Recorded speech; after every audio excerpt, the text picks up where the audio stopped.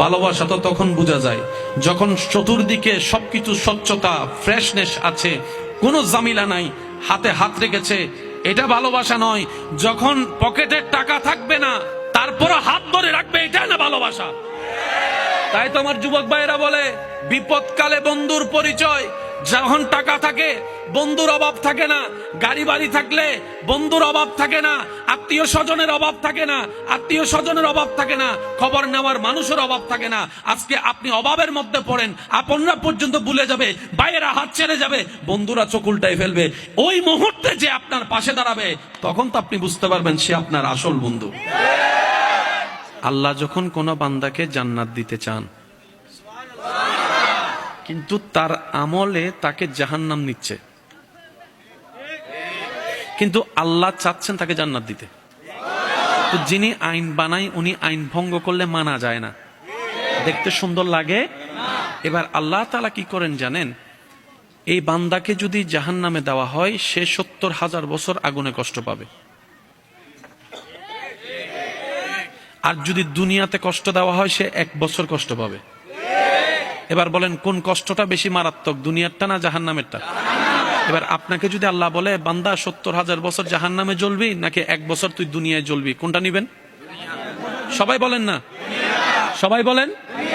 তখন আল্লাহ কি করে, কোন বান্দাকে যখন জান্নাত দেওয়ার ইচ্ছা হয় আল্লাহ তাকে দুনিয়াতে বিভিন্ন ধরনের কষ্টের মধ্যে ফেলে ওই গুনাহগুলার অপরাধ এখান থেকে কষ্ট দিয়ে আল্লাহ মাফ করে দেয়।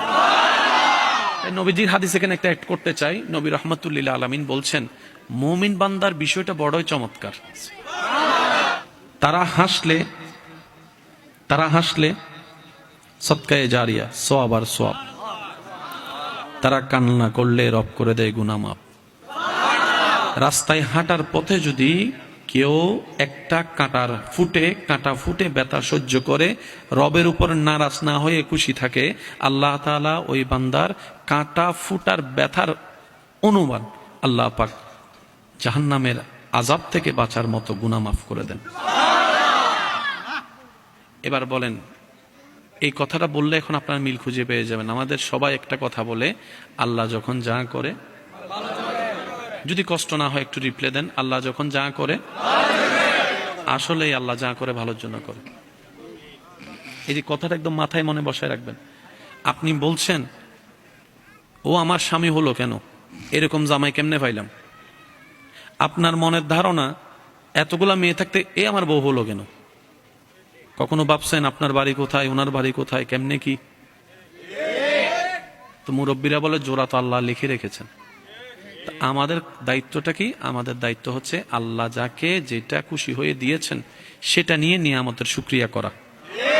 আপনি যদি নিয়ামতের শুকরিয়া করতে থাকেন, আপনার খারাপ স্বামীটা, আপনার খারাপ বউটাও দেখবেন যে একদিন ভালোর মতো ভালো হয়ে গিয়েছে। সুবহানাল্লাহ। আপনি যাকে ছেড়ে যেতে চাচ্ছেন খারাপ হওয়ার কারণে, অন্য জায়গায় গেলে যে এর চাইতে ভালো পাবেন নাকি খারাপ পাবেন আপনি তো জানেন না। এমনও তো হতে পারে এর চাইতে বড় 10 জালও পাইতে পারেন। সেজন্য যেটুক আছে এতটুকু আলহামদুলিল্লাহ বলতে পারার নামই হচ্ছে বান্দা। সুবহানাল্লাহ জোরে বলি।